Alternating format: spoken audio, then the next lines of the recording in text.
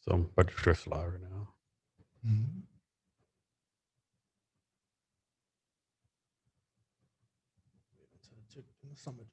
Yeah. Do one more thing. Hello, and welcome to Jason Cavness Experience. I'm your host, Jason Cavness. Our guest today is Bernard Edwards. Bernard, are you ready to be great today? I'm ready, brother. Bernard Edwards writes, speaks, and consults in product management, lifestyle design, and the future of work. As a former United States Air Force Surgical Team Manager and Program Director, Bernard spent his military career leading and mentoring many of the world's brightest and bravest savers of life and limb. Since retiring from the Air Force, Bernard has been blessed to be featured in the PBS documentary, The Next Mission, lead influencer marketing initiatives, partner with a multi-million-dollar real estate team, and the EXP Realty Brokerage, appear on multiple satellite radio and podcast shows, brand strategize and growth hack for multiple projects, and speak on numerous stages for universities, companies, military installations, and organizations around the world. Bernard's mantra is to find the space in between your passion and purpose and pivot towards it, no matter how many times it takes or how many times it challenges you. Bernard, thank you for being here today. I really appreciate it. Hey, thanks so much for having me, Jason. I really appreciate you. So, Bernard, let's go back in the day. Your child, you grew up in somewhere not the United States, correct? Yeah, correct. I was a military brat. So I was born in the Azores, Portuguese islands. We have a small base there, an Air Force base, Lodges Air Force Base. I was probably like one of the last American kids, well, American military kids born on the island. Um, Somewhere in the 80s, they started shipping moms off the island. Either they had to go back home stateside, or they could choose to have the kid over at Longshore Regional Medical Center. But yeah, I was born there. And you grew up in Europe. Yeah, so before I can remember, we moved away from the Azores and moved to England. Dad was stationed there in England. Mom was actually in the Royal Army, but decided to get out. Once she met my dad, and and follow him where the military took him. Fortunately, after the Azores, took it took him and us back to her hometown. So I grew up in Ipswich town, not too far from London. They got an all right football club. Two of my friends growing up, and when I say football club, we're talking about the Queen's football, not the American football, which I quickly put that sport away. Wish I didn't, with two of my friends playing on the England World Cup team and being millionaires behind playing sports. I mean, that's the ultimate dream right there. But yeah. Eventually, I went to British school, wore the British uniform, all that good stuff. And then about the fourth grade, my folks decided, all right, we're gonna start Americanizing you, Bernard, and you're coming to school on base, and kind of the rest is history. Um, from elementary school, middle school, eventually we moved to Germany, went to Spangdahlem Middle School for a little bit, and then Bitburg. We moved there for my high school years, and I graduated from Bitburg American High School, which sadly, due to the drawdown, they just recently closed it. So, but yeah, Bitburg Barons. So, how much was it a challenge for you to go from the Queen's English to so-called American English? Well, if you want, I can turn it on just like that. um, I don't know. It's funny. Like I wanted to fit in. So I mean, initially growing up as a kid, I used to watch like American football, NFL as we call it, and these different American things. And I knew my dad was American, but you know, from my grandma to my aunts, uncles, cousins, everything around me, like we'd go on the base here and there, but because my mom was so plugged in, she worked for British Telecom. She was actually making more money than my dad at the time, getting paid in pounds, and then it would convert to dollars. But before she eventually had my siblings and focused on being, commander of the house and doing the mill spouse thing. But yeah, for me, like in fourth grade, I remember coming off the bus and one of my childhood friends, Claire, she grew up like me. Like our grandparents were like around the corner from each other. Um, her dad American, mom British, and we didn't go to the same like primary school growing up. I think we might have went to the same kindergarten, but we just hung out a lot. Our moms were like tight. I think they went to school together, and so we'd hang out a lot as family and stuff like that. I remember me and her were on the bus like the first day of the fourth grade, and we happened to be in the same class that year. And like Claire, she had like the American accent down pat, and I was just like, man, I had to work on this thing, but somehow I just like snapped to it, like wanting to fit in.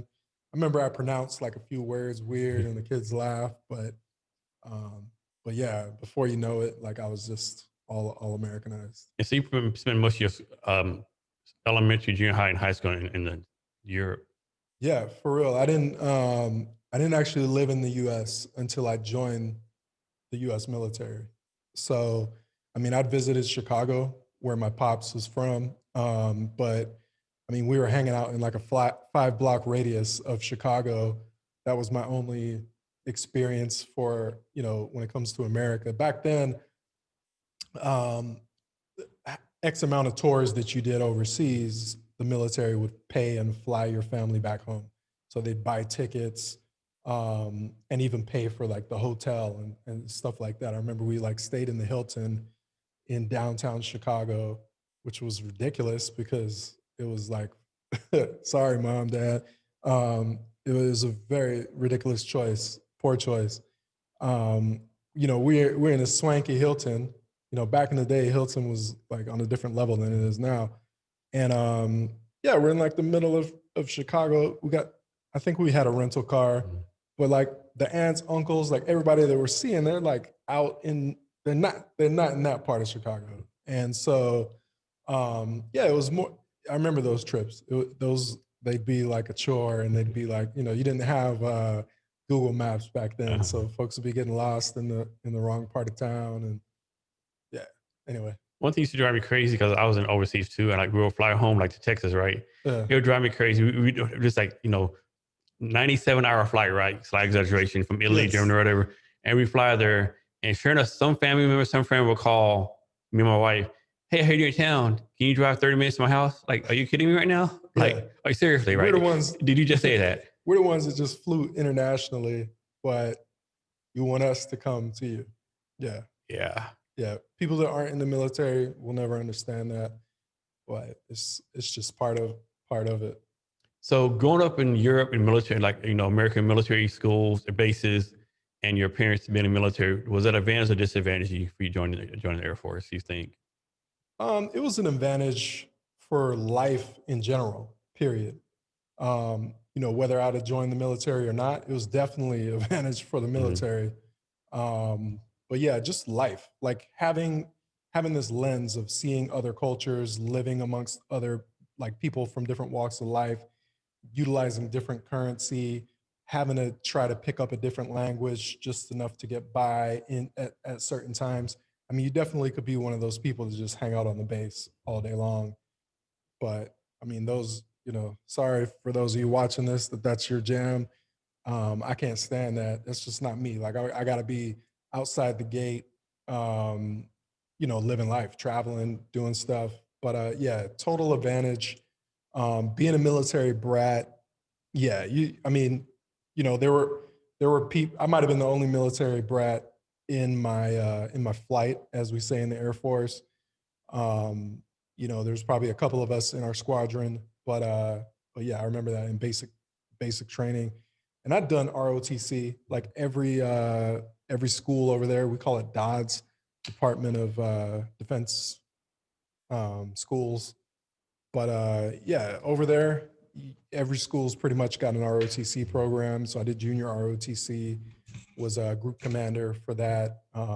So marching, wearing the uniform, things of that nature, had already done it. It would drive me crazy. Like you're in Germany and you got people over there they're on the base, all the great beer there, and they get, Coors Light or, Keystone Light, like, are you kidding me? Like, what are you Yeah, doing, guy? Like, yeah, come on now. it's a joke. I remember hanging out at these clubs. I'll throw them out there for anyone that's watching this. Castells over in Bitburg, Coyotes over in I want to say it was Bensfield. Yeah, Bensfield. You had the Coliseum. Um, yeah, then over in Trier, you had a couple clubs like DJs and the Riverside. But yeah, I mean, I had to be what, between the ages of like 15 and 18, going to clubs, you know. The European way, right? Yeah, jumping out of the back window in Bitburg, linking up with whoever had a car, sometimes paying for a taxi, and hitting the town and getting back, jumping back through the window for something in the morning, getting back in the bed as if Nothing happened. nothing happened. Like you got 8 hours of sleep. Yep. So what was your favorite place in Europe to visit? Now Yeah. or just in life? In life. Oh, in life, I love Barcelona. Like that, like I could see myself spending a few months every year in Barcelona. I like that. I like the vibe there, the siestas, taking a nap during the day, the tapas way of eating food, everybody sharing and just, a little bit of this, a little bit of that, but tasting everything. The cava, which is their version of like champagne, it's their sparkling wine. Um, yeah, it's just laid back. They got beach life there. Um, yeah, just real cool. So you decided to join the Air Force after high school. Yeah, right out of high school. So what was the thinking on that? Was it, pressure from your dad? You want to be like him? You're like, you weren't ready for college or? Yeah, so I was pretty decent at sports. I was a multi-sport, letterman and team captain. One of the standout sports for me was track and field. So, thought I was going to get a scholarship. Was looking at Morehouse, and that was just like back in the day. So I graduated high school in '98, and that was back in the day. Before internet was as popular, before everybody and their mama had a video camera on their phone. I mean, back then, didn't nobody even have cell phones that I was around. So. Yeah, with that being said, it was just like, all right, I've graduated high school, I did ROTC, I can go in the military, already get two stripes, two ranks. The military, I can get my school paid for, my education. I can be a part of an organization that's bigger than myself. I can work towards, I can have healthcare. I can work towards, a career, add a skill while serving the nation. And so that was the thought there. It wasn't, I don't think it was so much about like wanting to be my father in the sense of like a conscious thought. But definitely looking back now, I see the correlation and just, it was just like that natural progression. I mean, we were an enlisted family. I didn't have a college fund. My brother was born 10 years after me, my next brother 11 years, and then my sister 13 years after me. And so, we had mouths to feed. You know, my college being paid for without getting loans and things of that nature was not an option. And just, I was first generation college once I did join the military and got my school that way. So just, a lot, education is in the sense of not just like formal traditional education, but just education in general, being exposed to processes and understanding things and getting over fears and things of that nature go into play with the way that you're able to take advantage of opportunities and or set up opportunities for your next generations. And so, I'm a first generation college grad. So, my folks were big on me doing good in school and being respectful and responsible and teaching me kind of those type of traits, which served me well in life. And I feel like those are far more important than college. And yeah, I was able to earn my college in a way, it, I don't want, nothing handed to me. So I'm glad every life worked out the way it did. So what did you do in the Air Force? So I started out as a surgical technician. And in my bio, surgical operations manager, it's not even like a formal term that's used in the military. That's me understanding how the civilian world speaks and what they want to hear you did. And for myself, like I wasn't just a surgical technician. I eventually was running 17 operating rooms, ensuring all the supplies were there. While I didn't directly supervise nurses and residents and doctors and things of that nature, in a way, I did have to schedule many things related to the efficiency of their duties that they basically couldn't perform their job without me performing mine. And so in that, yeah, you are, that's the best term, surgical operations manager. Anyone that's like worked their way up as an NCO and got into some form of responsibility where you're training folks that ensure the operating room uh, is is prepared for that patient, and that that surgeon has all the supplies, tools, instrumentation that they need in a sterile manner. So assigning the right junior technician that can assist in that procedure and help that person out. If you just throw anybody into, say, for example, a total hip replacement, it's going to be a problem. I mean, you're cutting directly into the bone of that patient's hip to then replace it. And if you have someone that doesn't know what they're doing, now you're leaving that bone exposed longer because the procedure is not happening as efficiently. Maybe that person's getting nervous and they're dropping something or contaminating something, touching something they shouldn't. And now you're putting infection directly into that bone. The patient could die, let alone, the numerous other problems. And so, we were doing everything from AAA bypasses to heart surgery to plastic surgery, breast enhancements, tummy tucks, uh, you know, knee replacements, ankle surgery, shoulder surgery. We did a hand transfusion on a patient. Interesting story. She was a first sergeant who, one of her troops had some psychological issues, and she was hard on him and kicked him out the Air Force. And that joker sent her, no joke, on Lackland, a letter bomb and blew her hand off. And like, she had other injuries and things of that nature. And I remember being like a young in the Air Force when that happened.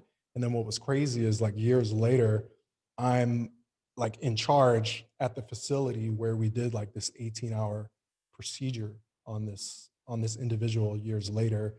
Um, and then crazy enough, years after that, I was running a orthopedic department where we actually continued to take care of her rehabilitation. People think that you just strap a new someone's cadaver hand on somebody and it's they're using it overnight. Automatically, yeah. Yeah, but I mean the body rejects any type of transplant. The body's going to reject things. Drugs are going to have to be taken to combat that. Folks are going to have to relearn. But yeah, just an amazing thing to be a part of. What people don't know, surgeons in the Air Force are these like civilians, the Air Force trains them. How does that work? Combination of both. Majority are military trained.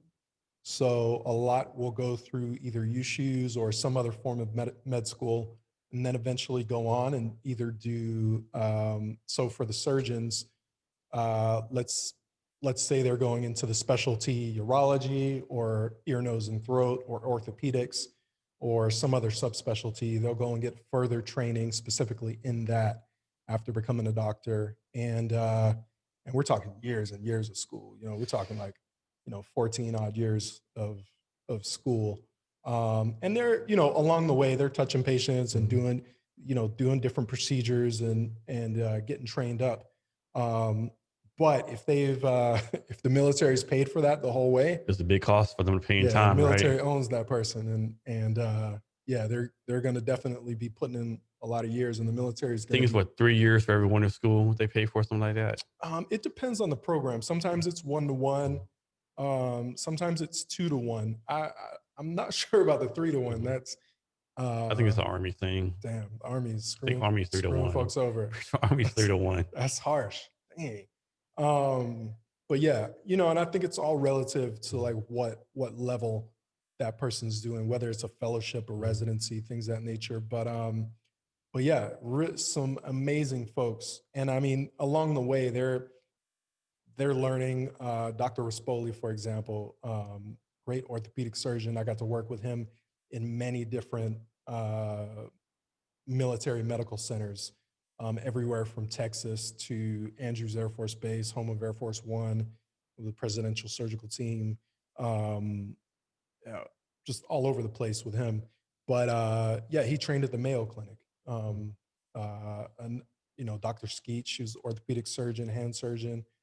You can look her up. She's been in People magazine. So many others. Just a lot of amazing, smart minds. And I'll tell you, my success to this day, uh, you know, sometimes I wonder if I'd have been as successful had I not been in that environment. Um, every branch is a little bit different. In the Air Force specifically, you know, the surgical technician is the only enlisted person that is in that patient's immediate circle of care.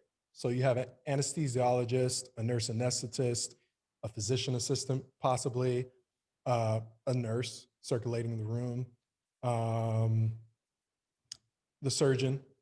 You probably have a resident and maybe a med student or two. All these people are officers. And so, you know, and they can be everything from, you know, a second lieutenant all the way up to, you know, full bird colonel, you know, even higher if that person still wants to keep their skills up and come in and operate. And so you're just a different enlisted person when everyone around you is that high of a rank. And yeah, there's just a different weight on your shoulder. And yeah, I definitely feel like the Air Force and all the branches that have surgical technicians, there should be some type of warrant system within there. Once folks get out of that initial kind of training and start supervising others and taking on these deep responsibilities, because it's you got life and limb. That's why I say, you know, I got to train over 350 of our nation's greatest savers of life and limb. I mean, these people are going down range and they're going into places and going into scenarios and situations where there's not enough surgeons to go around. And they potentially do have to figure out a way to stop bleeding, maintain airway, and do surgical related procedures of some type themselves. It does happen. It's not, you know, it's not the norm 24/7, but it does happen. And yeah, big responsibility. So let's go back to something you said earlier. You said that you translated your military skills to civilian speak. Yep.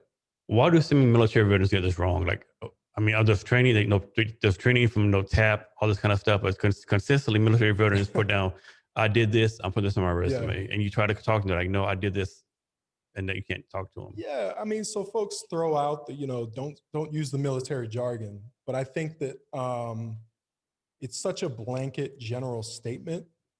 Like people see it at, excuse me, at like face value, and so they're like maybe not using an acronym like PCS.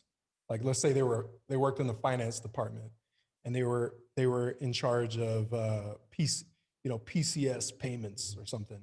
So they don't use PCS payments, and they're like, oh, okay, I didn't use military jargon, but you know, Amazon is going to be like, well, what exactly did you do? You know, you were, you know, you're a finance officer and you were in charge of, you know, it's you got to look at the company or you got to look at the industry and find out what are the people that are doing the same things you were doing or as close to as possible, and you know, find out the nomenclature that they're using in that particular industry and field, and you've got to adopt that into your own resume if you want a civilian person to understand, you know, what the hell you did. I think a lot of the military veterans too, I think too many of us expect stuff for free, right? Mm-hmm. You know, I served 6 years, I deserve this job. But people don't realize, even if a company says, you know, I'm making one up, like XYZ company says, Yeah. Military friendly. Yeah, we're going to hire 1,000 veterans. Yeah. Well, you still have to be qualified for the job, right? Yep. And I think a lot of people in military and non-military too, they say, well, I'm getting paid $60,000 a year. I'm only going to do $60,000 worth of work. Well, no, the company is expecting like your ROI, KPI, something from you, right? Yeah. And it's not a nonprofit, right? It's for profit business. Yeah. I think a lot of veterans, especially, don't realize they have to show how they're going to add value and make the company better. Just For sure. you don't make it better just by being a veteran, right? For I sure. think a lot of people get that and wrong. I don't mean to like kick dirt at the fellow veterans. Like the whole system is failing the veteran community.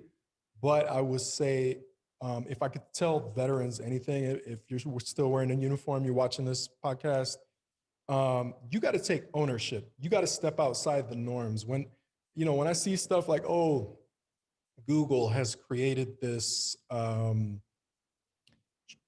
military resume translator, it's like, that's cool. That's nice. Okay, someone throws their military, whatever, the history. I don't even know what document they're using to throw into this thing.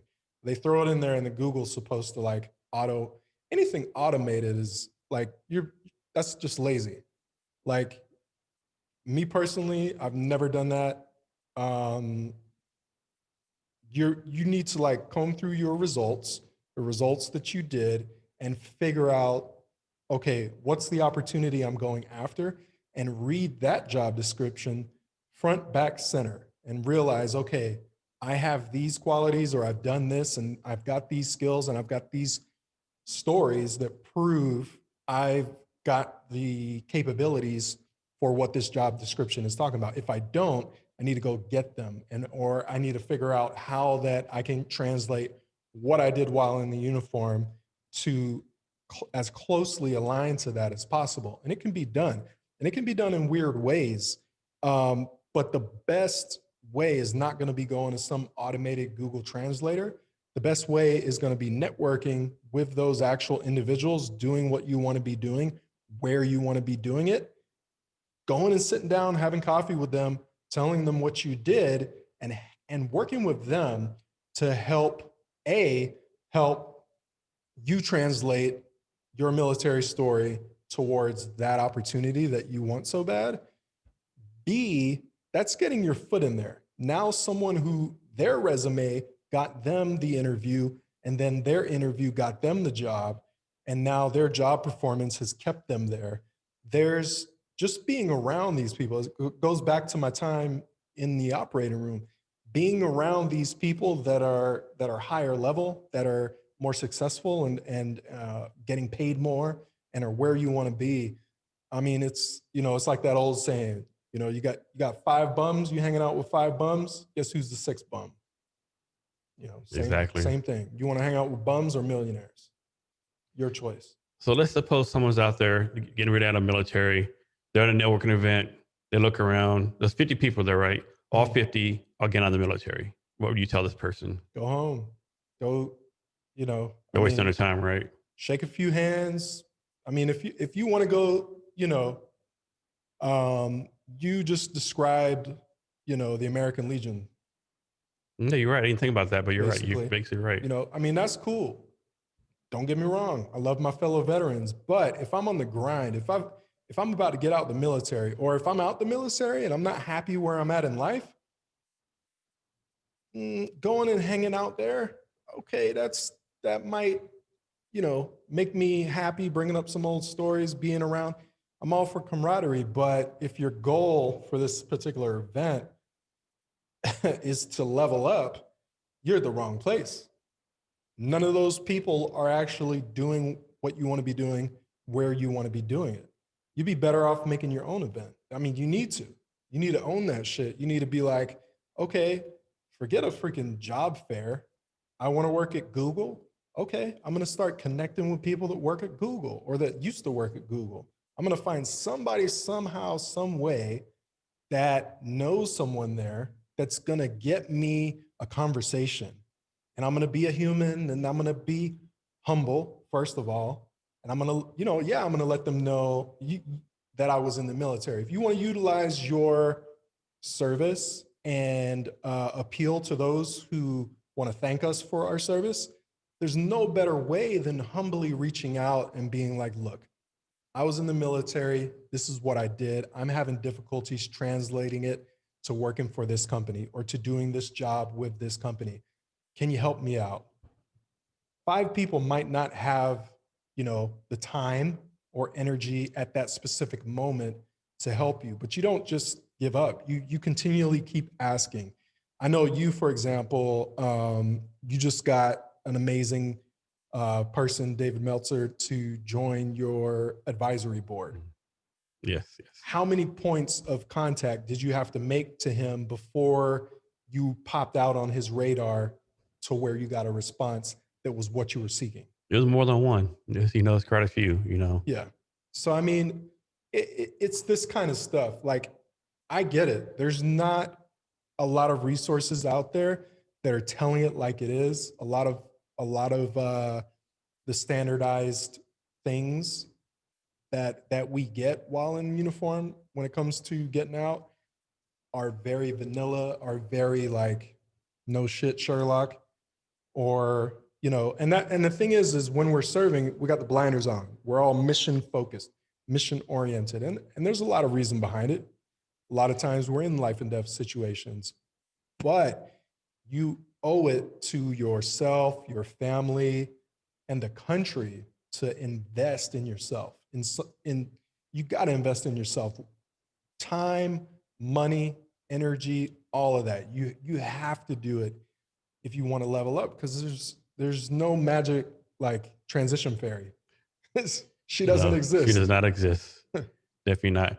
So talk about your own transition from the Air Force. Yeah, it's been interesting. It's been a blessing. You highlighted a couple things. Got to be on a documentary called The Next Mission. Myself and 2 other veterans, we traveled from California to Washington, D.C. in an RV. So one veteran, Sergeant Sam Shockley, lost both his legs in Afghanistan. Shout out to Sam.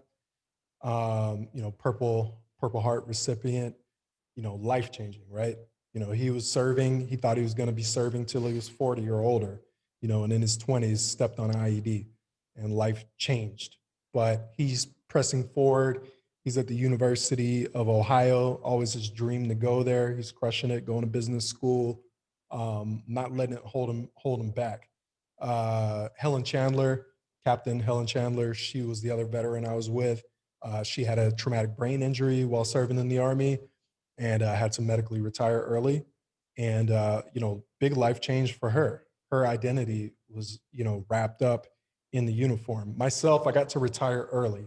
So I retired at 15 years, 10 months, 29 days. 2 hours and 13 seconds. Exactly. And so basically, I didn't have something medical that caused me to get out early or retire early. It was TERA, the Temporary Early Retirement Act. Military said, hey, we're downsizing. We want volunteers or we're going to make people do this. And I was volunteer number 2 in the Air Force. There was a guy in Japan who, due to the time clock, was able to volunteer before me. And everybody thought I was crazy. They're like, what the hell are you doing? You're one of the good ones and this, that, and the other. And I just said, hey, I've been to school. I got my bachelor's, my master's. I've done the math. I'm still going to get a retirement. It's not going to be as much as if I stayed and did 20. But if I can't make up the difference myself, I don't deserve it. And yeah, it's been interesting. Since then, I'd always dabbled in real estate. I'd purchased real estate, invested in real estate all throughout my military career. And, just getting a house at this base, getting a house at that base, moving some military family in there, renting out, and moving on to the next spot. And there was always a realtor involved who always got a chunk of change, 3% or 6% if they were on both sides of the deal. And I always told myself, like, when I get out, I'm gonna get my real estate license and make some money that way. So joined a pretty good team. Shout out to the Lambs team over there in Hawaii. They're also in San Diego. But yeah, we started out in Keller Williams, then we moved to Sotheby's and focused on luxury, and then eventually EXP came out, which is a different model, and I went that direction. But yeah, I love real estate. I've always had a passion for it. And it never was, for me, like, I'm a side hustler. I'm a hustler. Like when I was in the military, I was nightclub promoter. I was cutting hair. I was flipping, sneakers or whatever was hot at the time. I'd figure out to get what was sold out or what someone else wanted. And, I had friends like back in Korea, so I'd pay them money to get jerseys and ship, jerseys from Korea over, and then I'd sell them in the dorm and, different things like that. But yeah, since I've been out, like, um, really got into a lot of what Gary Vaynerchuk puts out.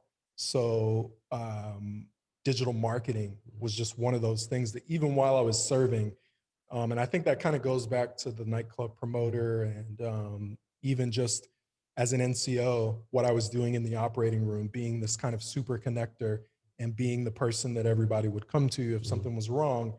It just puts you in this personality where digital marketing just kind of really goes hand in hand with that, being able to storytell, being able to communicate value, being able to communicate necessity, need, and be direct. And also, the landscape in that has just changed so much.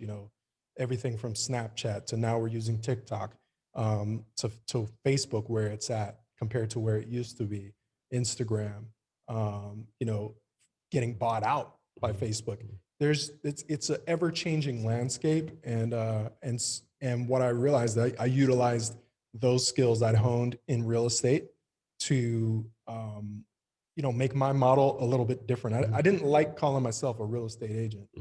Every now and again I say I'm a realtor, but that's not really what I was. I was, or am, um, my focus there was more of a connector. I always had what I called a team of agents, people who that's their focus, and they want to show houses and they want to, sit houses to sell them and do the paperwork and all of that. And I can do all those things. You have to learn it to get your license, but that's not where my power was. My power was in creating awareness, finding those people that either wanted to sell or buy, getting them to know, like, and trust my capabilities and my team's capabilities, and then sharing the wealth. And, a lot of greedy folks, they want 100% of the deal. I'm happy with 40 to 50 to 60, depending on how much work I'm putting into it. The reason why is, I can go do I can do 5 to 10 of these deals in the same amount of time that I could do one deal if I was doing it all myself. And that just translates to a lot more money. And then when you get known, because all these deals are going through, it just makes more and more referrals. People see more pictures of you shaking this person's hand, and folks like, hey, yeah, Bernard made this happen. I couldn't buy a house without Bernard's support. And and sales just start to, it's like a nuclear effect. Sales just start to compound that way. But I've used the same method in e-commerce now. So pre-COVID, relocated to Seattle for a while, and home of Amazon. E-commerce was blowing up pre-COVID. You see what happened with COVID. It just blew up even more, like 400%, if not more. And yeah, I got to join a team there and be their head of growth and business development and learn the ins and outs, because majority of them were ex-Amazon employees. Not that Amazon is the only e-commerce platform and option out there, but it's the strongest one. And yeah, just learned so much in that space. And again, having a team around you of experts that know their lane and understanding how those lanes come together.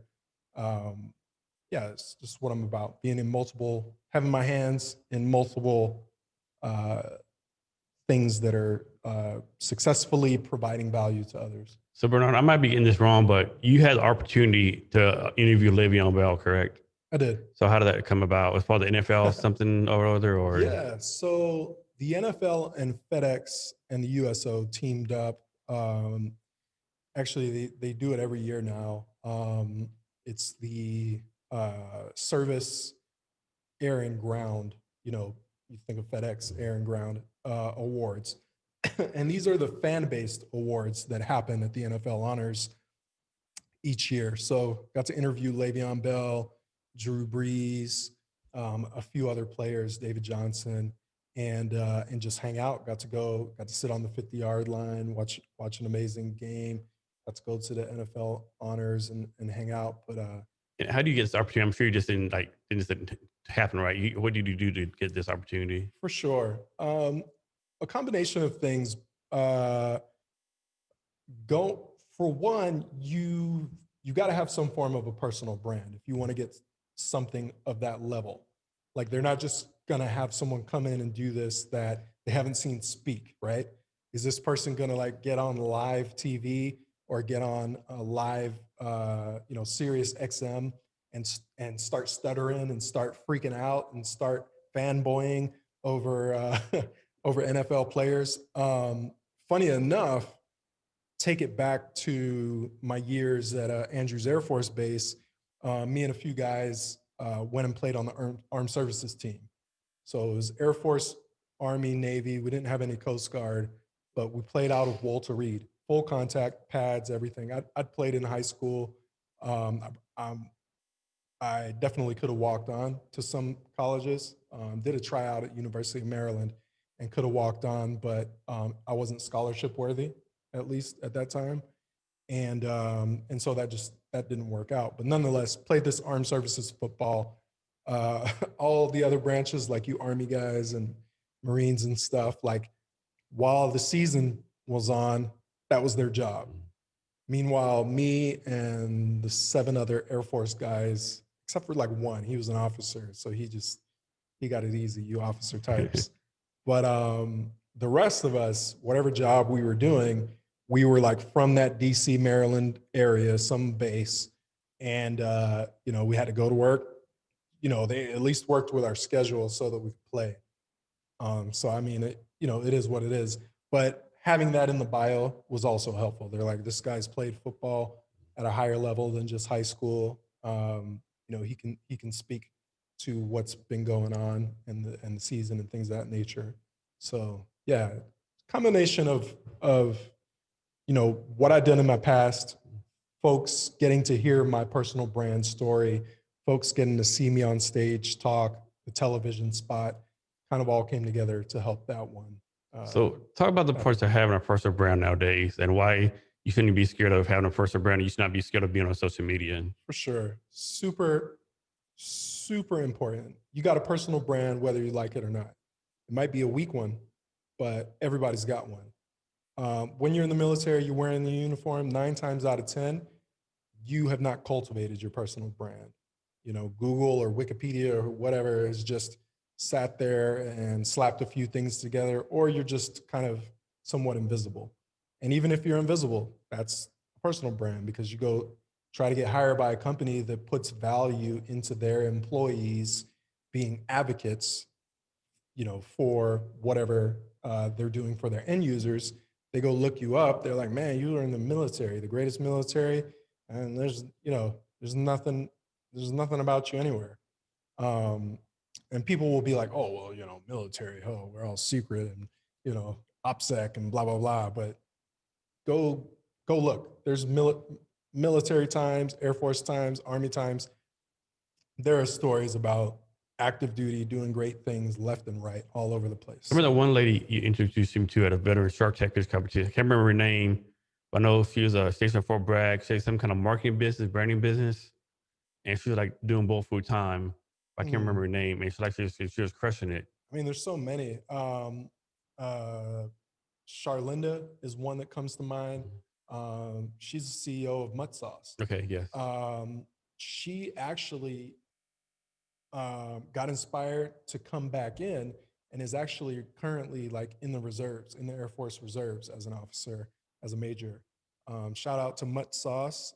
Everybody look that up and get you a bottle. It's not just barbecue sauce. It's all types of sauce, as I've learned. You can put it on salad, many different things. But yeah, her grandfather actually served in the Air Force and was a fighter pilot. And his cosign was Mutt because he could blend in to wherever. And he passed on the secret recipe to her before passing away. And yeah, she's turned it into this awesome company. But prime example, I mean, she's been on Shark Tank.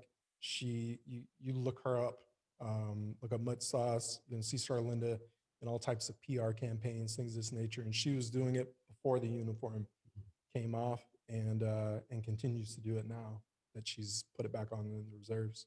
Yes. Now you mentioned Gary Vee. So safe to presume you believe in Gary Vee, model content. Mhm. Or some people like, no, only post on Snapchat, only post on Facebook, only post one time a day. You're more the Right. Gary Vee, like put more and more stuff out there. Yeah, I believe that it doesn't hurt. I do believe that there's a value and a time and place for quality, but I think that quality becomes a crutch more times often than not, and an excuse to not put content out there. If you can get, a platform, you gotta you can't be married to a platform, for one, because platforms go under, platforms charge. Hopefully no one's still married in MySpace, right? Exactly. So if you're a diehard fan and you haven't even like worked with that company, or at that company, and you're just this diehard like user, that to me is already a red flag of your understanding of personal branding, your understanding of marketing, your understanding of attention and the future. There is always going to be a new platform, and it's been that way before we even had social media. The old platform, Gary Vee talks about this all the time. The old platforms, before that it was the television, getting commercials and just being seen on TV was how to boost your personal brand the biggest way, especially as a company. Getting in the newspaper, getting in magazines, being on the radio. You just keep going back to, he even talks the prehistoric hieroglyphics and the caveman writing on the wall. It's storytelling at the end of the day. So yeah, I don't. Um, I if if you're putting out too much content, that means you're putting out too much annoying content, and That's a you good need to like point. reevaluate why your content isn't popping, and maybe there's something about it that's actually annoying people. That's different than getting exposure in as many places as That's how I possible. always say, who is it annoying? Is it like, is it annoying your friends? Okay, of course, okay, that's one thing, Mhm. right? But is it annoying like the normal someone you're trying to reach out to? Probably not, because there's so much content out there. You even post something 10 times a day, what's the odds that everyone gonna see it, right? For sure. I mean, you know, it's October, right? So COVID's been getting us all down. People been huddled up. People are just, tired of negativity, the politics going on left and right. Who pops on the scene? This guy with his Yeah, we're gonna talk about that in a minute. We're gonna talk about that in a he's got minute. his cranberry juice, he's on a skateboard, got some Dog face. Fleetwood Mac. Viral, changes his life. And you know, he's just, he was on his way to work as a mechanic, Living his best but life. decided, I'm gonna put this content out. I'm having a good day. He puts it out there. Now look at him. And this is a great story. And I told Bernard this before this, but he actually gave Gary Vee a shout out, right? Because he's a big Gary Vee fan. Like, so he's a longboarder. He's a mechanic. I guess his car broke down. He had longboarder work. Doing the video, no big deal. Drinking cranberry juice. This is like, what is this? This is some crap, right? And like, man, I'm not gonna post it, right? And he said Gary Vee kept on popping his head, post it, post it, post it. He posted it, life changing event. Like, Yeah, I mean, what I think last time I checked, 26 million views just on yeah, TikTok. Mick Fleetwood copied it. The CEO from Cranberry or no Ocean Spray copied it. yeah. They gave him like this truck. They made him gonna make him, I think, a personal representative to Ocean Spray. He has a Halloween costume coming out. I think he's gonna be in like a video He game. gonna be on a video game for like a 50-second video. I mean, social media is life changing, and you can't be scared. I mean, suppose he would have said, Exactly. "Nah, no one wants to see this," or "I'll do some other Exactly. It's time." gonna get on someone's nerves. And speaking of Gary Vee, like I don't know if you know this, but it's kind of like a full circle moment. So um, you asked like how did I get to do this NFL Mhm. thing? Well, I was putting out content. I was tagging individuals prior that was not NFL related. And And the right people, saw that. But funny enough, I was inspired by Gary Vee. So I go, this was the Super Bowl in Houston. So I go there. Gary Vee, like, shows up at this time. This was like back when he'd be like popping up in random cities, like, hey, I'm doing a meetup. He's like, all right, I'm doing a meetup at the Marriott. So I roll out to the Marriott. I see him, droves of people around. I roll up to him and I tell him, hey man, I'm here. I got my flight paid for, my hotel paid for. I'm interviewing NFL players all week. Man, it's I've been listening to what you said. And yeah, you inspired me, man. I'm basically here because of you. And he was like, nah, man, it was you. I forget what he says, but the funny thing is, if you look up Gary Vee episode like Houston, or like Gary Vee Super Bowl Houston, something like that, and you watch that episode, the Daily V, I'm in it. Okay. Only for like a split second. Like, we're dapping up or whatever. I got a beard and I got like a camo hat on. But yeah, it's just wild. And since then, I talked about e-commerce. I was on a call, with one of my e-commerce partners, and one of our clients paid for Gary Vee to do like a 2-3 hour session with them. And because we were doing e-commerce related things, I got to be part of that. And there's been other times and other things. So it's just interesting. Like if you really go after something, eventually, your heroes and the people that inspire you, granted, just like you go hang with five bums, because you don't have to have I don't have to have like a daily time with Gary Vee. I don't have to have a daily interaction with a so-called mentor. I can be uplifted and inspired by their writings, by what they're posting out on social media. And you don't have to like go all in on one person's, I'm a big fan of saying there are no gurus, be your own guru. But you take the good, you take the value, and put action behind it, and it's going to produce results. So back to the quality versus quantity. One thing that always gets me, like people say, well, don't put out quantity, don't put out a lot of content posts, just put out quality. Well, you just don't pop on one day, oh, here's my first post, and it's the best post ever. You're like, you got to like practice and experiment. And while this worked on Snapchat, it doesn't work on Facebook. Well, I said to talk about this. I mean, you got to experiment over and over again. Like you probably got to get like 100,000, like lots of posts right to get those quote unquote quality, right? For sure. And you never, if you're just posting organic content, you're never going to beat the folks out there that are paying for views, are paying for, they're running ads and getting their, a lot of celebrities, they're paying marketing teams to go in there and ensure that stuff is being popped up in the discovery. I mean, there's a reason Kylie Jenner has like millions of Instagram followers, right? She didn't do it by herself. I mean, she has a brand name, but she has a good team behind her. Yeah. Eventually that's like part of the game and part of the hustle, because those individuals, their personal brand is a business.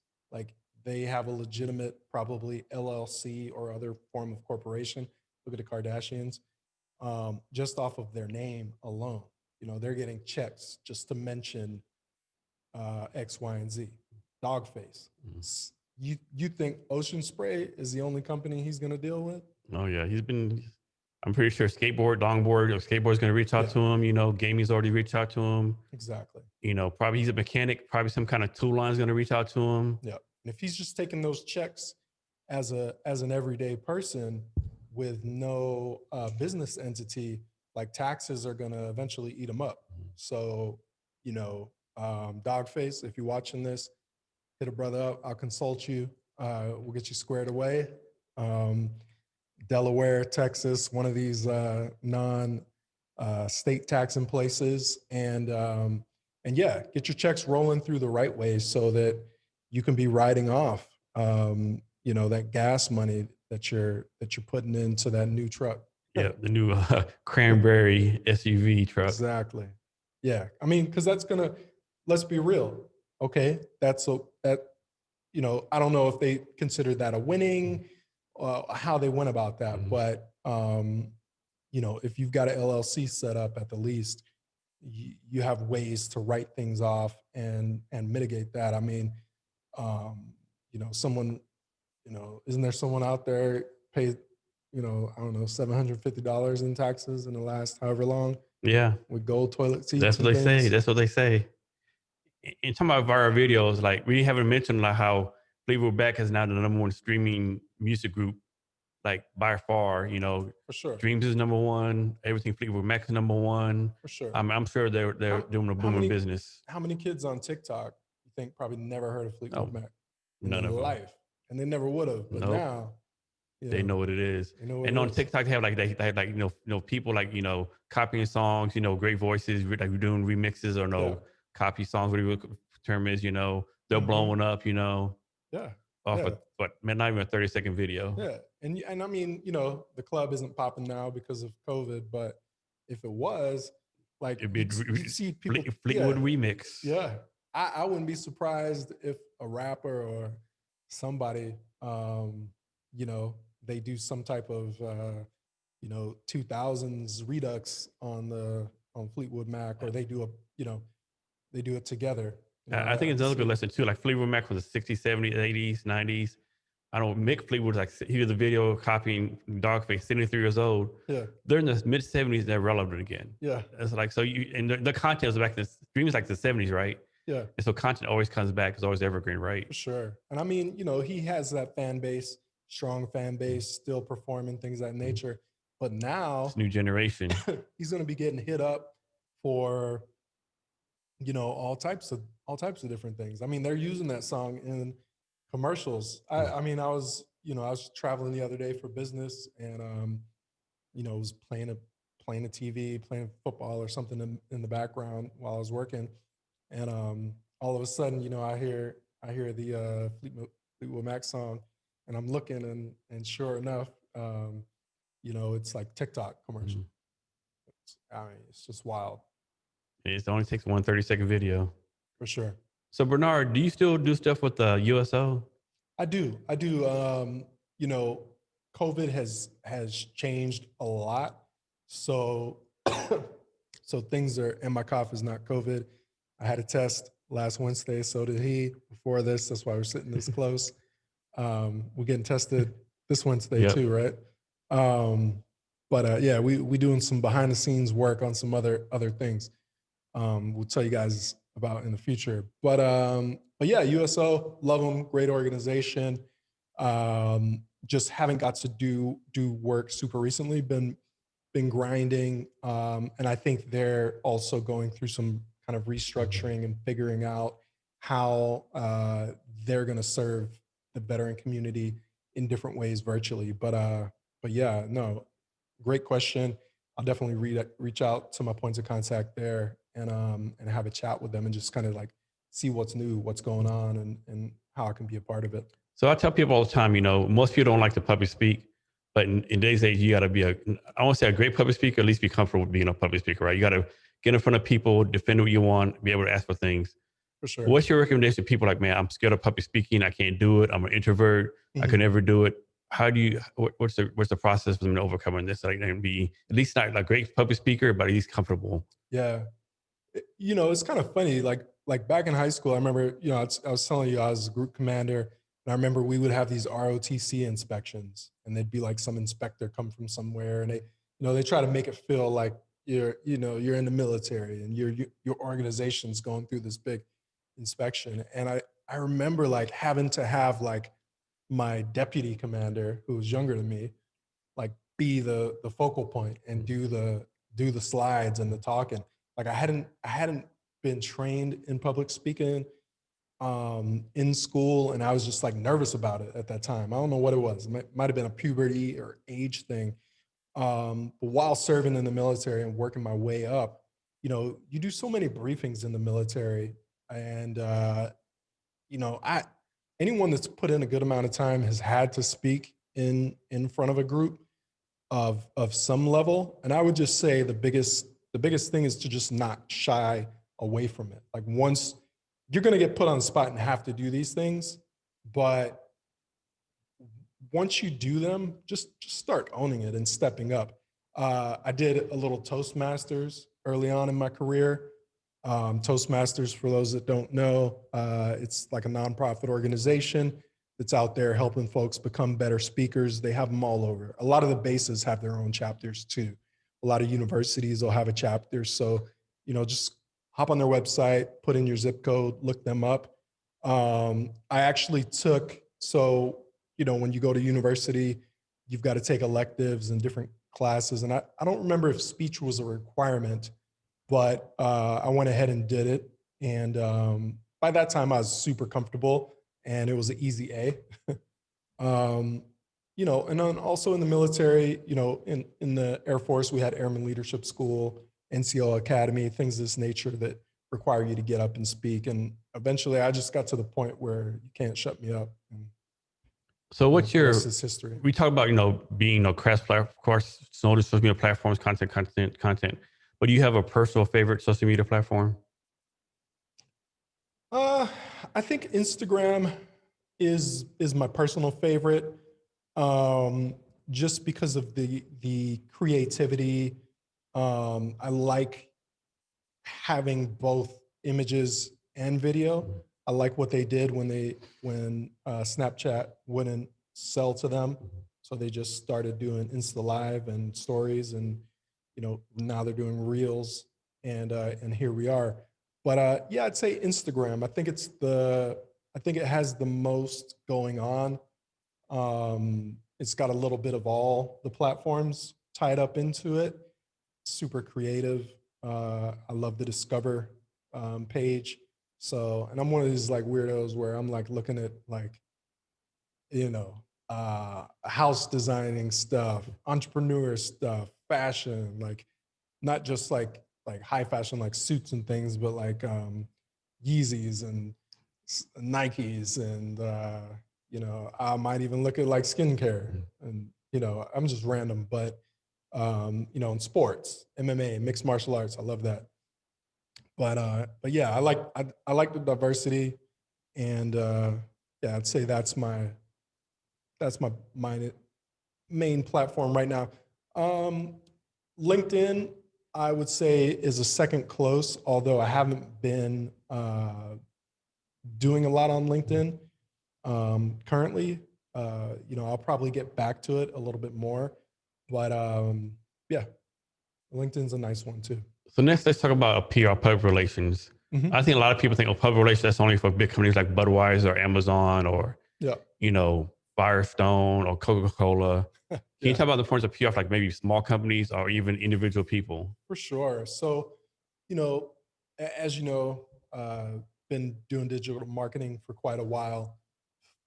Funny enough, public relations is one of the services that I get reached out to the most for, and I think it's just because my my offerings aren't just public relations; they dive into branding and digital marketing, kind of like understanding both. If we don't actually tack those services on with it, a lot of times I want to educate the client that it's in their best interest too. But again, like you don't have to be Coca-Cola and whoever else to have a PR campaign. There's all different levels, and getting your this is again kind of like the quality versus quantity. Like you're not going to do a quantity of PR because it's going to be expensive. It's going to be a combination of paid and earned media, and unless you have an extensive budget, that's it's not wise. But if you have something great going on that you want to amplify, and then you're going to do the work to then come and, as we say, DJ that content. We'll take you, for example. What's your most recent PR campaign that you've done? And when David Messer joined my board of advisors, Very and that's a nice. big deal. Like he's a pretty well known entity, well known. That's just thought I should take advantage of that. Good. And so when you did, what was your initial goal for a PR campaign? About how many publications did you want to see that talked about in? I mean, honestly, I had a pretty low expectations, right? So I was thinking maybe 50, 100. That's pretty high, actually, Is it okay? from what he said to me initially. Was it what I say before?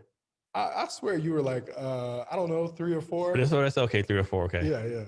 Yeah. Now that he's been on the other side of the coin, Kind of know how it works now. he's bumped his numbers up. I kind of know how it works now. So, about how many publications did your campaign get? At least 300. I Yeah. mean, yeah, and like Yeah. all kind of from national to local, county papers to the whole gamut. Last time I checked, I want to say we got it over 450. 450, okay. Yeah, and they weren't all just releases. It was a combination of audio because you had done a podcast Mhm. with him. You had turned your pitch competition into a Mhm. podcast.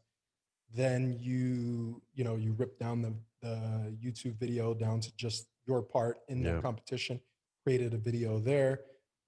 So yeah, to be honest, it's really like infinite. It's one of Mhm. those things. And it's evergreen, right? It's evergreen. Yeah, it's there. And And I can DJ it over and over again and do the remixes, oh what you want to call it. yeah, exactly. And for those that don't understand SEO, search engine optimization, it's when you type, whenever you type something in Google and it starts finishing it for you, or you do a search for Google, those top things that pop up before, well, after or before the ads, depending where the ads sit on your either laptop, desktop, or mobile phone. Um, Not the ads that are getting paid to be seen there, but the number 1, 2, 3, 4 slots. You really want to try to own those as much as possible. And so when you type his name and David Meltzer's name, like his content is what actually pops up. And so David Meltzer, he was tagged, and he's on your board, and he took a big leap of faith and a risk coming onto your board. You could just be one of these people that just me, what you gonna Mhm. do for me? But what was his response to you in what you did with this actual PR campaign? He was very pleased by it. And the first thing too, like, I'd been following David Messer for a while. Actually, so the pitch competition we did, I actually put that as a podcast, right? Mhm. And of course, I shared it with him in his spirit. Hey, I pushed that out again. And so I was doing like little things for him, right? Trying to add value, right? Mhm. I got second place pitch competition. So I was part of the Facebook coaching group. So I'm going that, adding value.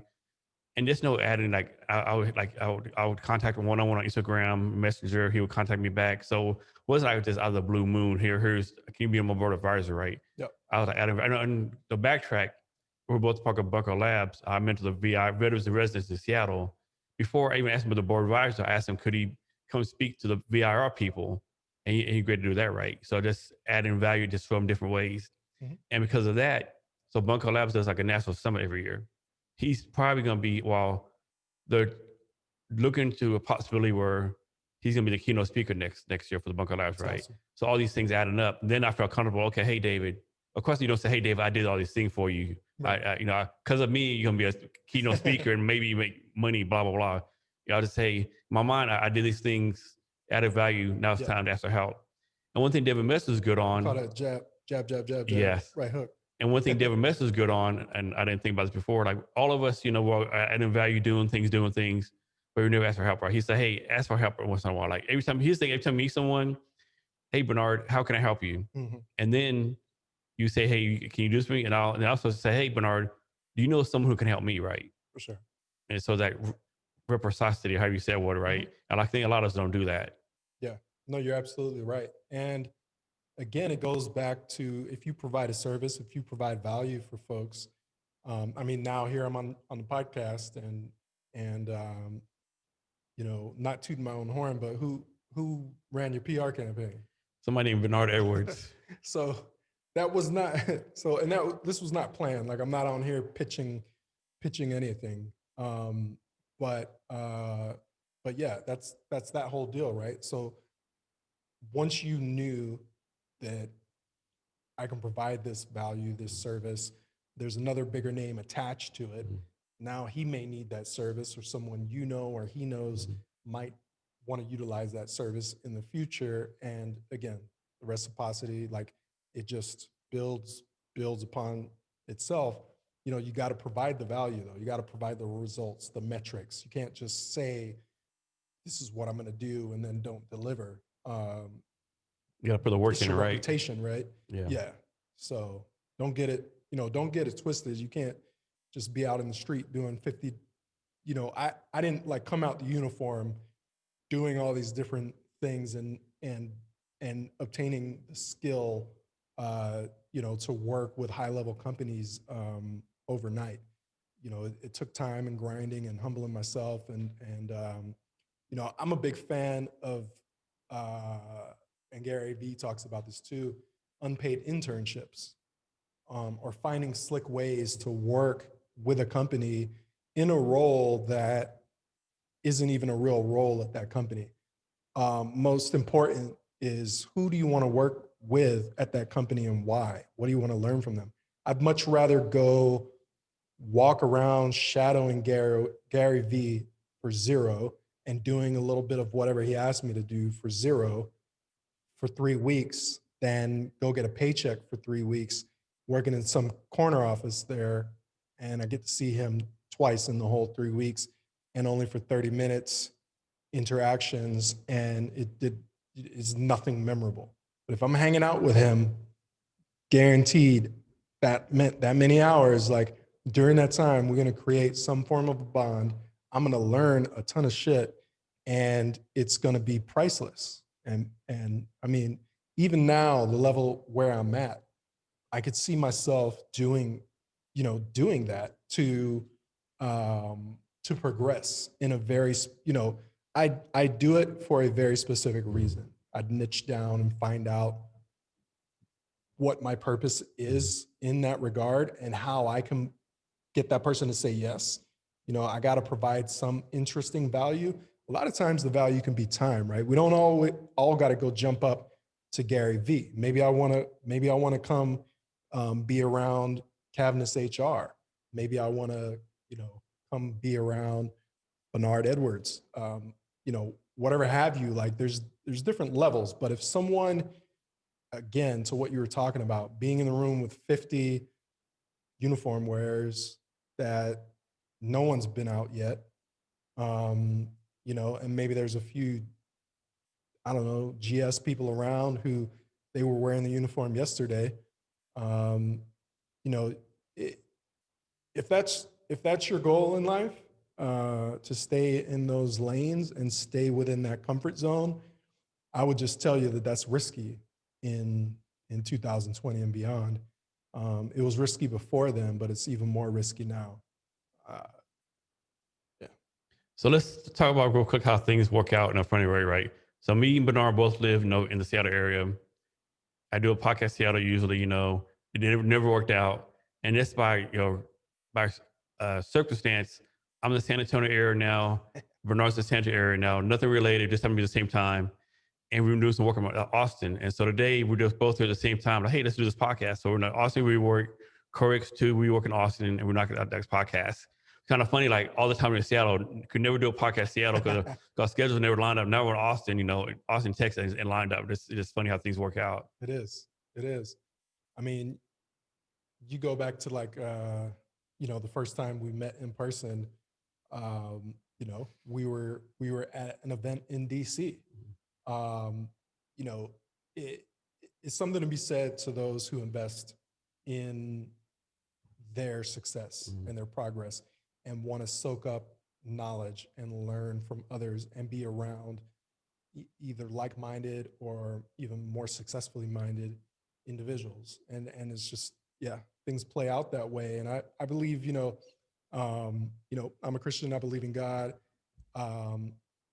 And so when I say the power of the universe, some people look at me like I'm, um, I don't know, a doTERRA oil sales person with the stones and the rubies and all that little hippie stuff.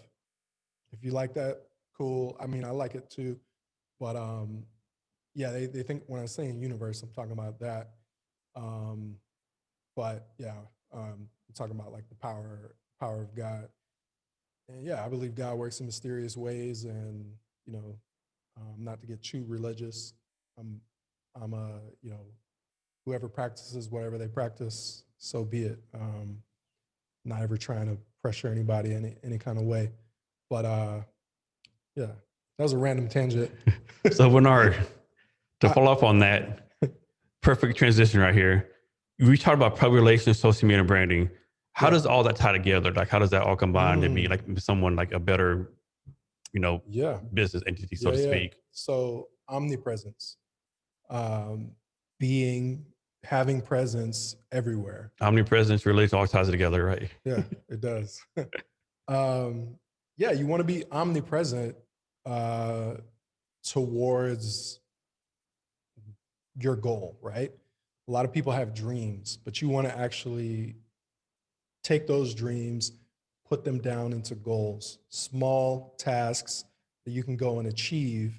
And you want to create this sense of omnipresence with your network, with your social media, things of that nature. Like for you, for example, you're doing this podcast, and this podcast, you DJ the crap out of it. And there's a lot of omnipresence in the way that it goes to many different platforms. You got folks who consume this in the car, just audio.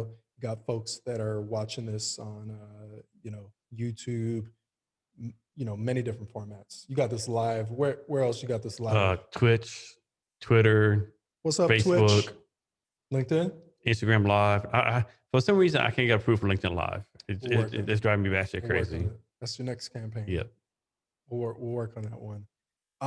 For your audience, where how would you describe the demographic of your audience in the sense of industry, or would you say it's pretty industry agnostic? I think it's pretty industry agnostic, I think. Okay. The one thing about podcast tests, it's not that great, right? They might tell you, like what city, what state, or you might tell what time of day, but as far They're as not like, sharing a ton of deep there's no analytics. deep analytics, like, nothing like that. As far as folks that interact with you and Mhm. let you know that they've heard your podcast and things of that Mhm. nature, where do you see a lot of those folks coming from?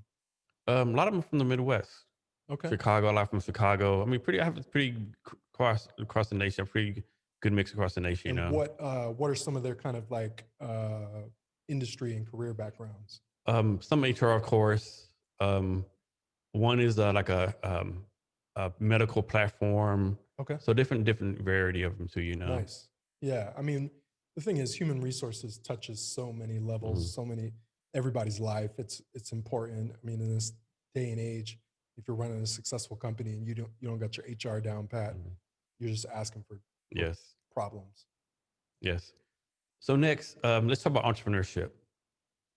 From your point of view, what characteristics does a successful entrepreneur need to have? Well, straight up, you have to be willing to fail. If you're a perfectionist and you can never fail, you're going to fail at being an entrepreneur miserably. Um, just because it's part of the game. The entrepreneur life is just not a straight trajectory up the mountain. You're going to come. You're going to have challenges that are outside of your control. Let's talk about COVID. How many entrepreneurs have had their companies go under because of uh, because of things out of their control Yeah. related to COVID? I don't think anyone had, on their business plan or whatever last year, planning for a worldwide deadly virus, Exactly. But an entrepreneur is going to grind on regardless of that. Maybe they're going to have to go get a job temporarily to pay the bills and get back on their feet. But eventually, that entrepreneur, and this goes back to kind of like answering your question, um, when they fail, when they fall on their face, when they have a challenge come up out of their control, they don't give up and just throw their hands away and walk away from it all. They pivot and go in a new direction, but they remain entrepreneurial. And you can be entrepreneurial working for a company. The term intrapreneur is it's growing more and more in companies. Companies want to hire entrepreneurial minds to come in and do things in different ways than a normal employee. So I'm not one of these people who believes you just have to be an entrepreneur or you have to be an employee. You can be both. At the end of the day, and I believe it's entrepreneurial decision to do both if that's the best thing for you as a as a person and as a human. Is there a time when someone's an entrepreneur, they've gone like 3, 4, maybe 5 years, they no traction, nothing's going for them.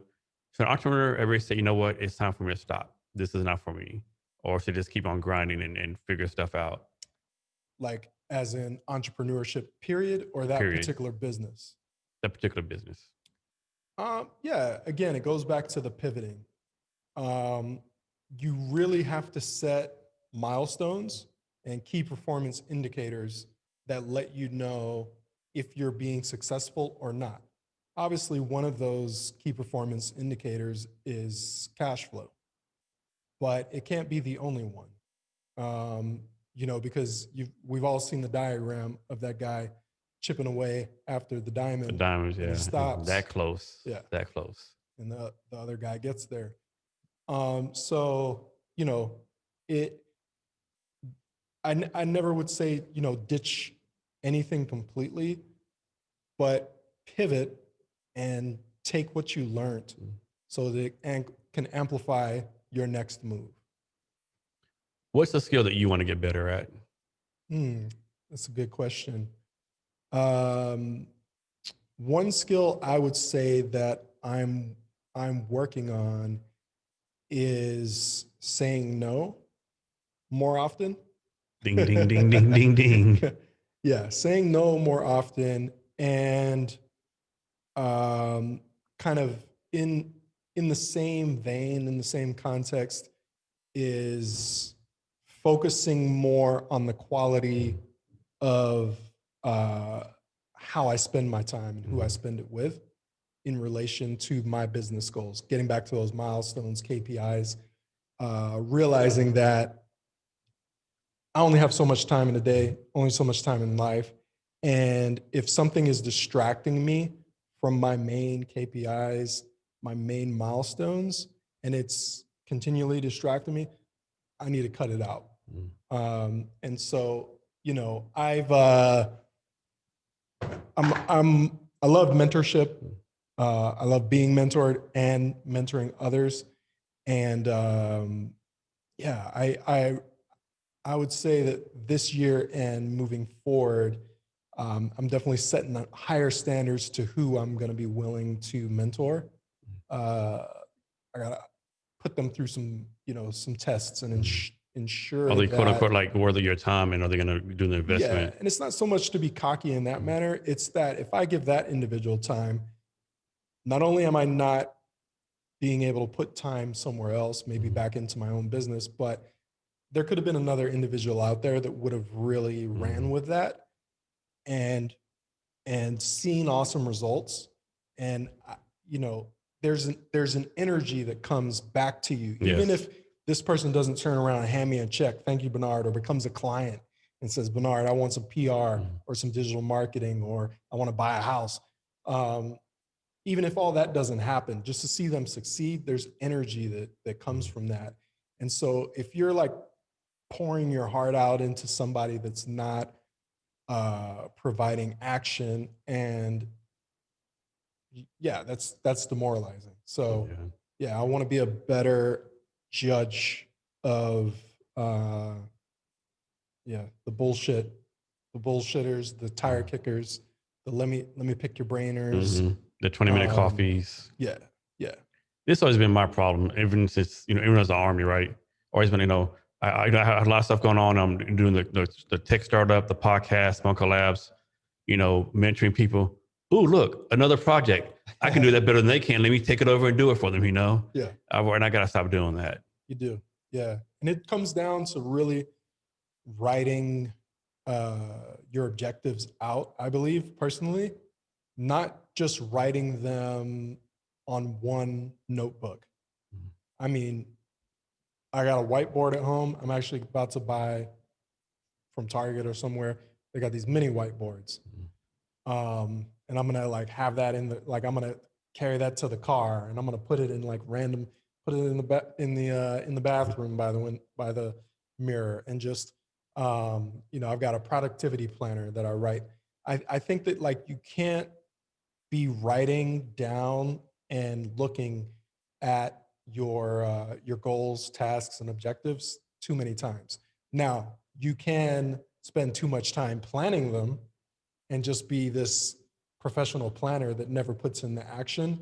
But when I say you can't write it too many times or see it or say it too many times, that's different. What I'm saying is like you gotta have these reminders so that when you do encounter these shiny objects that are gonna distract you and take you off the path, you've immersed yourself so much in knowing like what your to-do list is, what your main goal is, what your quarterly goal is, your monthly, your weekly, your daily, that the shiniest thing has got to like, man, it's got to be something amazing if it's going to take you off the course. What's it called? The shiny something object, shiny something object. Yeah, like shiny object syndrome. Yeah, that's it. Yes, yeah. Yeah. So Bernard, what is a product management? What is product management? What does that entail? Yeah, so product management, it's a more newer career that has come around in the startup scene with organizations like Google, Facebook, anyone that's got software. It doesn't just have to be software-based companies, but basically, the term comes more from the product world or the software world because you're dealing with developers. So similar to in the operating room, I was the only enlisted person, but I was this glue that was bringing all of these patient care providers from the doctor, the surgeon, the nurse, the anesthesia providers, and the patient. We would transport the patient to the operating room. I'm bringing all of these key individuals together so that the task at hand can be performed in the best manner. And I'd say that's what a product manager is doing.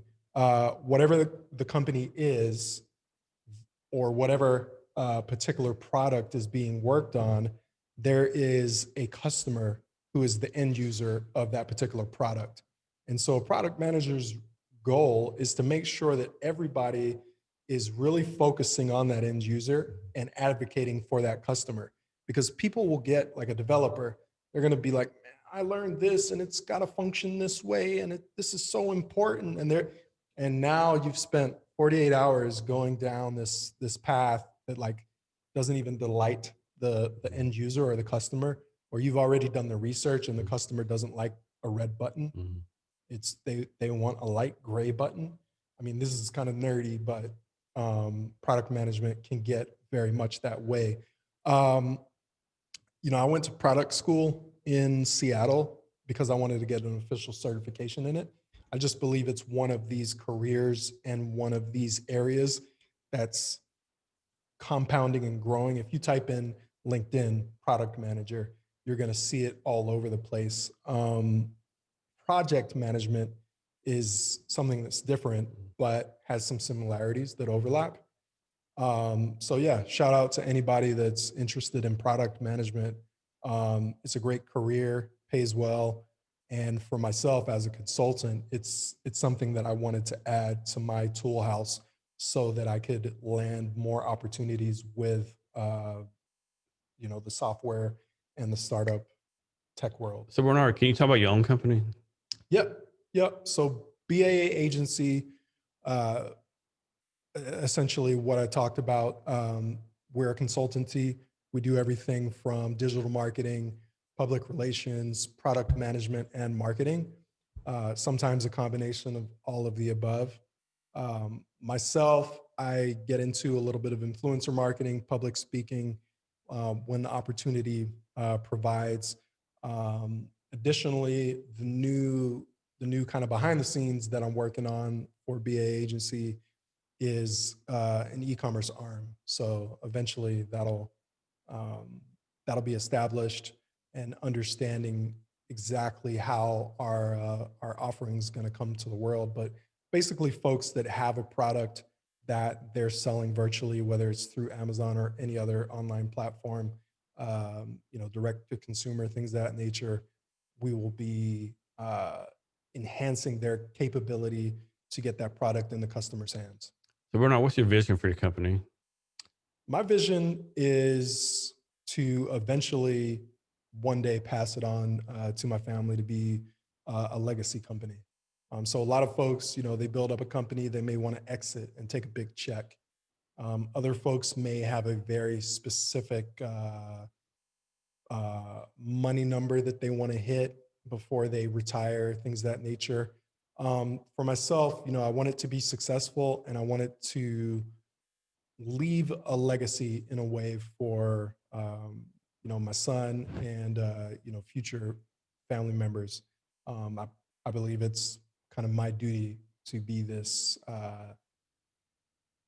leader for the current generation. So I have to believe, based on what you just said, your business decisions are different from people who want, like, sell for profit in a certain amount of time. You're making a long-term decisions, I have to guess. For sure. No fundraising, no VC capital. It's not to say that I won't dabble and work with companies and ventures that are in that space, similar to real estate. Like when you asked me my company, I didn't mention real estate there. I will have side ventures that can be more short-term goal-based. But when I envision like my company, my legacy, that's the goal. So since you're taking this route, I have to imagine your growth's going to be slower. Mhm. Do you ever find yourself getting impatient with the For sure. process? For sure. And you can get frustrated when you're doing some service-based things for clients, and especially in the consulting, where you're getting paid to come in, find and provide solutions to problems, or even uncover problems that they're not realizing are the root cause or stimulus, behind either lack of clients or um, lack of sales. It can be very frustrating when a client doesn't listen or act upon the advice that you're giving them. But it is part of the consulting game, and it's something that you just have to learn to accept and understand. Okay, um, you know, what is the best step for me to take next? Is this annoying me, getting under my skin so much, or is this something that is getting into embarking a situation where I can't utilize this as a referral because it's not going to be a successful client relationship. They're not putting the action in, so it's not going to look good. I can't now say that I've worked with this organization because we worked together, but they didn't come through on their end. And a lot of people don't realize that if you just take checks, it's, to me, reputation wise, it's going to cause some problems. Bernard, can you talk about your process of quote unquote, firing a client or getting rid of a client? Yeah. Um, slow to hire, quick to fire. Works are everywhere, right? Works everywhere. I've had clients pay me. I require majority of clients to pay half up front before we get started, so that I'm blocking out that time for that individual or for that organization. And and that's a protection measure. But if I do get into that scenario where I'm having to fire that client, a lot of times I'll give them that money back, even though contractually I don't have to. Um, that's, to answer your question, like that's my way of doing business. I like to really sever, uh, hey, that just lets that individual know, like, hey, um, this is kind of like end of discussion on this subject. Um, you know, there was a breach on their end, and uh, and it's time to move on. And I don't get too caught up in it, because in the service business, it's going to happen.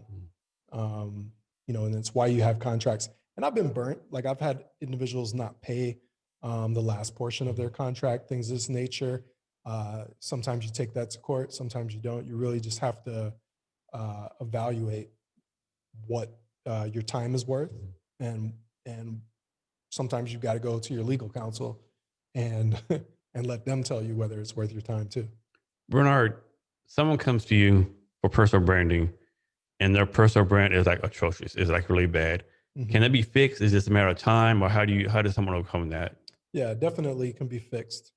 Uh, you know, it could be that this individual has done some things in the past that they're going to need to, overcome and basically rebrand themselves. Um, it could just be that they haven't done any personal branding. You'd be surprised how many companies out there, the employees have a better personal brand than the actual CEO and most of the C-suite. And a lot of it has to do with time, right? So companies like, say, a FedEx, for example, things of that nature.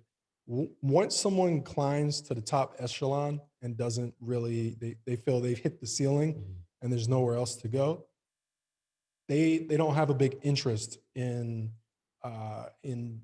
personal branding, right? But anyone that is is not there and is young and has some time in their career to go, like, you're gonna have to put some work in.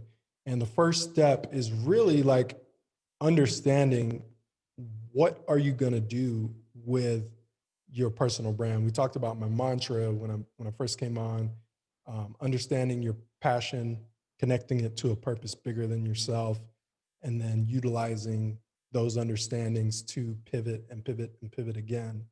And your passion and your purpose can change over time too. And so that's where pivoting will also happen. But yeah, that's the biggest thing is sitting down. Step one, fundamental. Okay, where is the passion in what you're telling me you want to do with your personal brand? What's the purpose? Why? Why the heck are we going to go ahead and invest all this time and energy? Because it is time and energy, and sometimes money. Um, and you just don't want to do it willy nilly. Like I'm gonna have a personal brand. I'm gonna brand myself as whatever.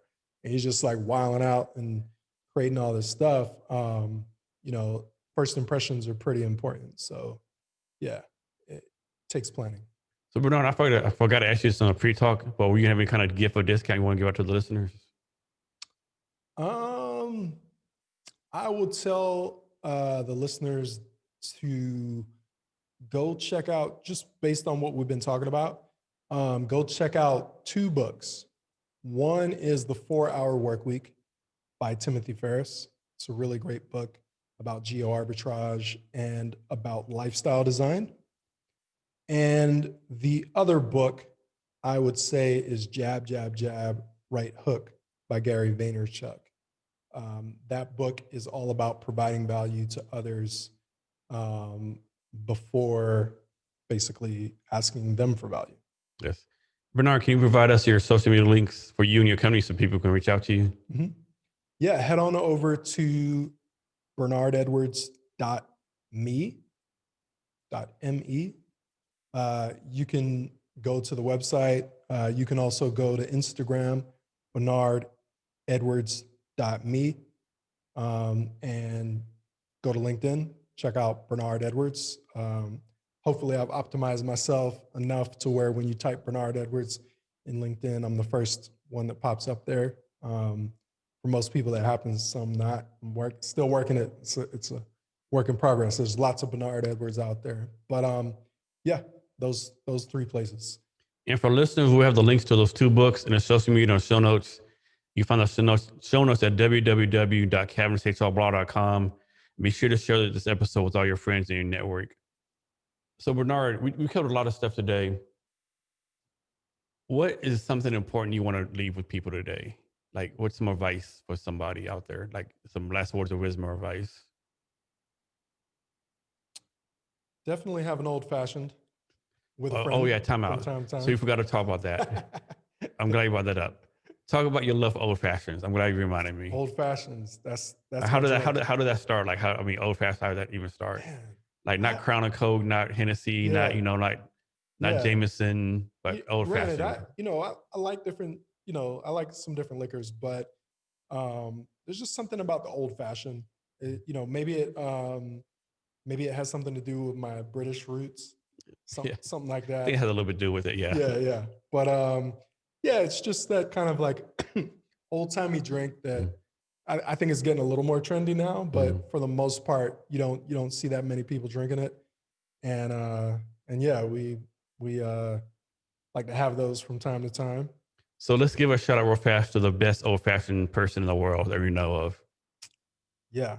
Well, is speaking of COVID and affecting businesses, are they still in They're business? neither closed down. Yeah, Sarah told me Still they're is closed down. down. That lady owner shut it down permanently. Wow. Yeah. So we used to we weren't members of a co-working space in Seattle that was private, but we knew the bartender, and they had a bar um, across the street from our co-working offices. And so yeah, afterwards, every now and again, we'd go over there and meet some new people, networking. Right, you're in a building with the same people day in day out, going over somewhere new, having a little drink. They say alcohol is a social lubricant. So you talked about public speaking and being nervous. Hey, maybe an old fashioned will help a person out. Yes, yes. So Bernard, I want to thank you for your time today. Really appreciate it. A lot of value today. Thank you very much. Hey, I appreciate you, Jason. Love what you do. Shout out to all the folks watching this. You're awesome too. Be great. And thank you for our listeners too. And remember to be great every day. Stop.